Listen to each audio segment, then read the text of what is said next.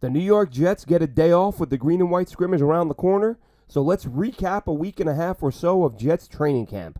I'm Glenn Naughton with JetNation Radio and JetNation.com. Be sure to log into JetNation.com where you can register and become a part of what is the most active Jets message board on the web. So camp is in full swing.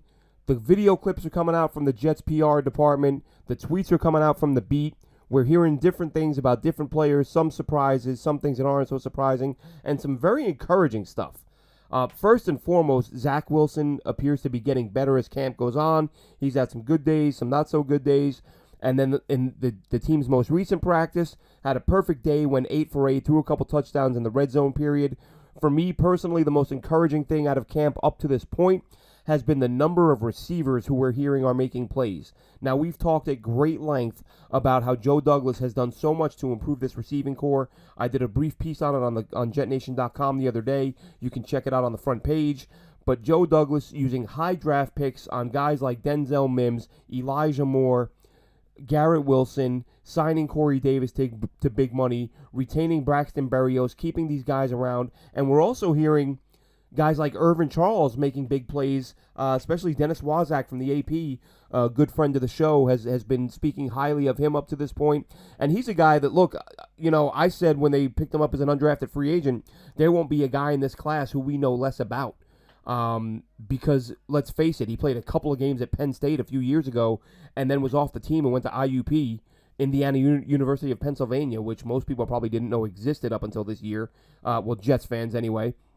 And he blew it up there, but you can't go online and find 5 or 6 full games of Irvin Charles playing for IUP. It's just not going to happen. A couple of highlights of him with Penn State, but very limited, literally just a few catches. So I know there are a lot of, the physical attributes are known. He's 6'4", he's a fast guy. If you go look at, I forget who it was against. I pulled a clip and posted it several weeks ago of Irvin Charles on a big catch and run deep down the field where he is just creating a ton of space between him and the defenders trying to chase him down, what I found really impressive, because for a guy his size, 6'4", to be one of the fastest guys on the field, they had no chance to catch up to him. So as I've said, we've heard his name on some big plays early on, which is very encouraging. But really the most encouraging thing from that group, the group as a whole, great news. Great to see tons of guys are getting involved. But Denzel Mims, a lot of people have counted him out.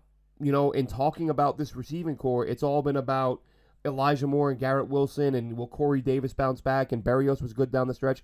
Not hearing Denzel Mims' name a lot. I was one of those fans last year that kept saying, get him on the field, but then acknowledged every time he was on the field, something went wrong, and it was maybe time to shut him down for the year and kind of move on to this season. So that's where we are.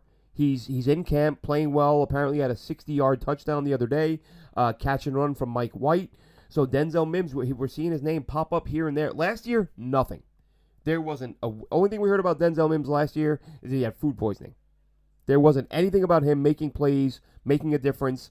Not the case so far. He's had some quiet days, but he's also had a couple of really big days. So if Denzel Mims can become that sort of even your third string, fourth string receiver, that's huge. Because, again, he was a guy who was written off. There were a lot of people who thought he was gone, after what happened last season. And that's not to say that the Jets won't go out there. And I'm kind of 50-50 on this. I think Denzel Mims is being a second-round draft choice is what gives him a chance to stick on this roster. But I would not be one bit surprised if he had a fantastic preseason and the Jets move him, because he's not a great fit, and there's so much depth at that position now. If the Jets were looking to move Mims for a pick, wouldn't surprise me. And if Mims bounced back and had himself a really nice season, it wouldn't surprise me. Now, no matter what happens, he's not going to have a huge season because there's just not enough footballs to go around. And I talked about this a few weeks ago, how, you might not have a guy on this roster who puts up 12, 13, 1,400 yards because you have so many pass catchers. And that's what's been encouraging is it seems Zach Wilson is doing a really nice job in camp of spreading it out. I'm mentioning the receivers. That's without talking about C.J. Uzama and Jeremy Ruckert has just come back from his foot injury. Tyler Conklin, of course, who I think could have a bigger impact than all three of them. So they've got the tight ends, they've got backs who can catch, and Carter and Hall, whoever the third back is. If it's Zonovan Knight, he's a guy who can catch the ball out of the backfield and make plays. as can Tevin Coleman. So there are so many pass catchers on this roster. I don't see any one guy being able to just run away with the big numbers and have a huge season. But it's just encouraging. It's a nice thing to know that you've got this many targets to work with. Now, this is, of course, assuming that the two Ohio State guys, primarily Garrett Wilson and Jeremy Ruckert, work out. But even with Ruckert probably starting the year as a backup with the veterans in front of him, he'll be on the bench. But I think the guy can play. I've said my favorite thing about Jeremy Ruckert, and I've said this before, nothing physical. It's the fact that he stayed at Ohio State. Because Jeremy Ruckert he's got to know what he's capable of. He had to have had people in his ear, or he had to have had at least had the thought that if he went to a college, could have transferred to another big-time school that heavily utilizes their tight ends, and he would have been a monster and probably could have been a first-round pick. But Ruckert stayed at Ohio State, did the dirty work, got his 3 or 4 targets a game, and just moved on. Team guy. So I love that about Ruckert. He's going to join this trio of tight ends. He's going to join these wide receivers, these backs who can catch the ball. And if Zach Wilson keeps spreading it out, the sky's the limit for this offense. Because of, as we say all the time, right, starts up front. And this O-line, George Fant is back. He missed some time because he had a minor surgery during the offseason. They're working him back slowly. He only had a couple reps the other day. Mekhi Becton is back. I get the injury concerns, but as far as I'm concerned, I'm penciling that guy in as the right tackle for this season. I'm not going to worry about, what if this, what if that. As far as I'm concerned right now, Becton's your tackle on the right side, Fant on the left, and then the interior is where you're even stronger with Tomlinson and AVT, Elijah Vera-Tucker, and Connor McGovern in the middle. These guys keeping Zach Wilson upright with having all these targets to choose from. That's why the early reports out of camp, I've been loving the fact that I'm constantly seeing different receivers make plays. And Keyshawn Abram made a couple plays the other day as well. So many of these guys are stepping up and giving themselves a chance to make this roster. I mean, obviously you have the locks, but the guys like Keyshawn Abram, Irvin Charles, these guys who have to kind of do a little extra and try to find a way to stand out if they want to stick. Maybe they're practice squad material. We'll find out about that. But speaking of practice squad material, there was a name I wanted to mention only because it's been a while since we've talked about him because he hasn't been on the roster. But I raved about him last preseason. And for the first time in camp, I saw his name pop up a couple times the other day, D lineman Tanzel Smart. Now, we talk about how deep this line is because this is a very deep D line. But Tanzel Smart, you go back and watch him in the preseason last year, he was fantastic. I really thought he was gonna bump somebody and make the roster. And he didn't. He went to the practice squad, stayed there all year. And Tanzel Smart, his quickness out of his stance, his explosiveness just jumped off the tape last year. I mean, play after play after play. First guy off the ball, disruptive defender. And he's practice squad guy last year, fighting for a roster spot. Finally saw his name pop up the other day for making plays. Him and Jonathan Marshall will battle on the inside for some reps. Well, for a roster spot and some reps. But one of the elder statesmen on that interior D-line, Sheldon Rankins, spoke the other day. And, a lot of this stuff is hyperbolic. I get it, especially this time of year. Every player loves every group on the roster. The best this, the best that. They're the best I've ever seen, this, that, and the other. But really, with Sheldon Rankins saying that this is the best D-line man for man he's been a part of, I think that as the season plays out, that could turn out to be the case. You have Quinn Williams playing for a new deal, who's apparently playing really well right now. John Franklin Myers, we've talked about it a million times. He never let up last year. The production dipped a little bit in terms of sacks, but the pressures, the hits, all that stuff was there. It never went away. He's going to be playing on the interior, and he's going to be playing on the outside on rundowns, on the inside on passing downs. I think that's going to give the Jets pass rush a boost. Add to that the fact that you've got Carl Lawson coming back, Jermaine Johnson, of course, the first rounder, Michael Clemens. I mean, they've made so many moves up front, and you've added Josh Martin's younger brother, Jacob, and you've now got a really deep group where, again, a guy like Tanzel Smart might not make it. He might not, but I just like the guy's game. I think Jonathan Marshall, as I said, on the interior, really good player. Sheldon Rankins, not as consistent as you'd like, but Sheldon Rankins, very talented guy. And someone mentioned this the other day. As I said, forums on JetNation.com, great place to check out if you're a Jets fan. Someone made a good point the other day about how well he handles the media. Very media savvy guy, Sheldon Rankins. Reminds me of Steve McClendon. And again, another interior D lineman. Guy says all the right things, knows how to conduct himself. Really, as a person, as a leader, I really like what Sheldon Rankins brings. As a player, you'd like to see a little bit more consistency, as I said, but still a really good player and a guy who's part of a D line that can be special, and this defense as a whole. You know, I'm trying to temper my expectations. Listen, just about every year, I won't say every year because once or twice I skipped out, but almost every year I bet money on the Jets to win the Super Bowl. I'll do it again this year like I do most years. And I'm not saying they're going to win the Super Bowl. But in looking at this team man for man up and down the roster, every team, and we'll probably do a whole episode on this, on ifs, right? Because that's the team say before the year. Well, if we can do this and if we can do that and if we can do that. Listen, you can if it to death. Every team has their ifs. But when you got, Jets teams in the past, you got 30 ifs. Well, if this works out, and if this works out, and if it's all ifs because it's all unknowns and you're hoping for the best. Not the case with this roster. It's like the biggest if, of course, is Zach Wilson.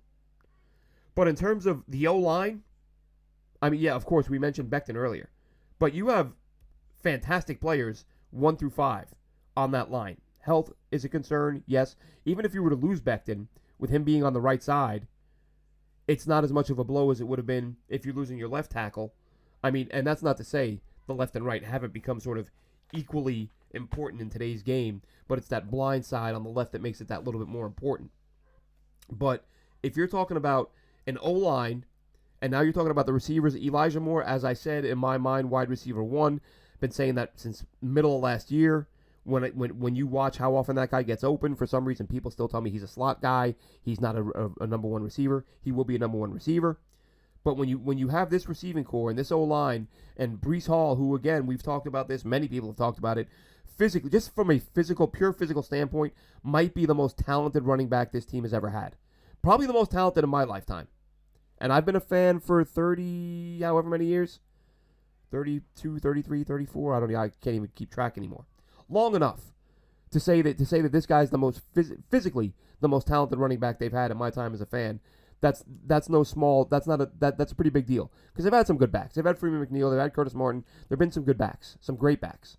But just from a pure physical standpoint, now does he adapt to the pro game and carry over from what he did in college? Because if he does, he has the chance to be the best back this team has ever had.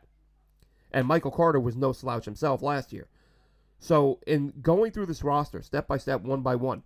One of the other ifs, of course, is Sauce Gardner.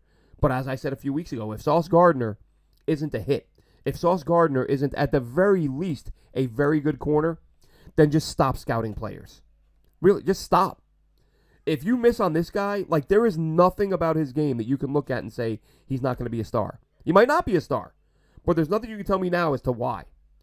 The only time I might see him struggle a little bit, and we've talked about this, he talked about how, Calvin Austin from Memphis was the toughest receiver he had to cover because he's that sort of 5'8", 5'9", diminutive guy, quick in and out of his breaks, a little tough for a long strider like Sauce Gardner to keep up with. Maybe when he matches up with some of these little, small, quicker NFL guys, maybe some struggles there. But by and large, Sauce Gardner should be absolutely fine. DJ Reed, what you've seen on film, what we've heard from the quote-unquote experts, analysts, former players, rave about the guy. Rave about him. So you should, at the very least, if you're the Jets, have 2 very good starting corners.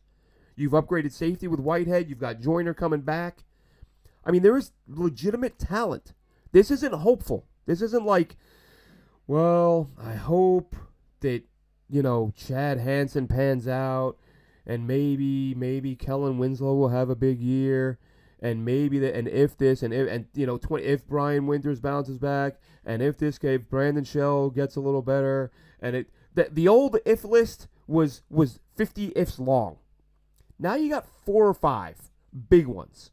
You got Zach Wilson, if he takes the next step.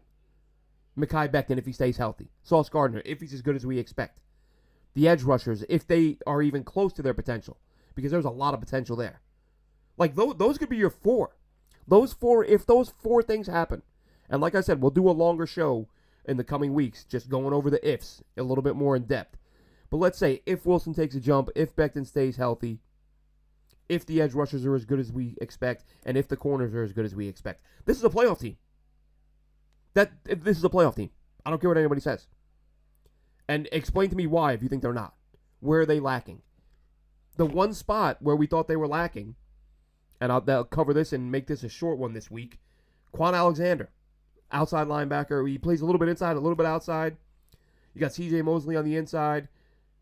You know, the Jets, like a lot of teams, spend a whole lot of time with just two linebackers on the field. And you figured it was going to be Mosley and Quincy Williams. Well, now it looks like it's going to be a lot of Mosley and Quan Alexander, who is, by day 2, running with the ones and making plays. He knows the system. He played for Robert Saleh. So you have an accomplished player. I remember watching him against the Jets a few years ago and thinking, this guy is a monster. He was a guy I hadn't seen a lot of until that Jets-Bucks game a few years back. And I was like, this guy is one of the best linebackers in the NFL. Like, I'd not watched him up to that point. Then, of course, he had the injuries, bounced back, played okay with the Saints last year. Now he's with the Jets on a 1-year deal. He's going to join that defense. And tell me where the holes are. Where in this team are you looking at it and going, oh, this is why they can't be competitive. They're not good enough here. They're not good enough there. They're potentially not good enough at quarterback. Potentially not good enough at tackle. But if Wilson makes that jump, Becton stays healthy, whole new ballgame, folks. Things have changed in a hurry under Joe Douglas. We thank him for that. And I thank you for tuning in. Be sure to check us out next week. And as I said, jetnation.com. Log in and check us out. And give us a follow on Twitter at JetNation. You can follow me at AceFan23, ACEFan23, at DTerman, Dylan Terman. You give him a follow, as well as Alex Varallo at NYJetsLife24. Give us a like and subscribe. And be sure to subscribe and check out Green Bean as well on the Jet Nation channel. And we will have more for you next week, folks. Thanks for checking us out. And Green and White up next. Looking forward to going over that.